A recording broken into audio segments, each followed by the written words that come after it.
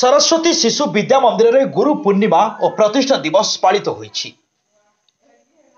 ढेंकानाल जिला कामाख्यानगर ब्लॉक सरस्वती शिशु विद्या मंदिर पक्षरु गुरु पूर्णिमा उत्सव अनुष्ठित हो जाइछि।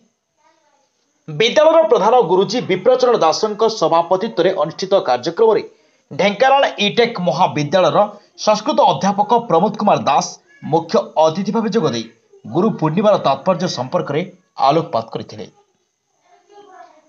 परे होमयज्ञ अनुष्ठित होता बेले समस्त छात्र छात्री शिक्षक शिक्षयित्री उपस्थित थे। शेष में विद्यालय सह प्रधान शिक्षक प्रमोद कुमार मिश्र धन्यवाद देते। श्री प्रमोद कुमार मिश्र सह प्रधानाचार्य सरस्वती शिशु विद्या मंदिर कामाख्यानगर। आज हूँ पवित्र गुरु पूर्णिमा उत्सव तथा आम विद्यालय प्रतिष्ठा दिवस। यही अवसर में प्रातः समय आमर मुख्य अतिथि भाव इटेक महाविद्यालय संस्कृत अध्यापक आसी दीप प्रज्वलन करथिले एवं कार्यक्रम को आगे नहीं व्यासदेव विषय रे उद्बोधन देथिले। परे परे आमर यज्ञ काम चालू रही।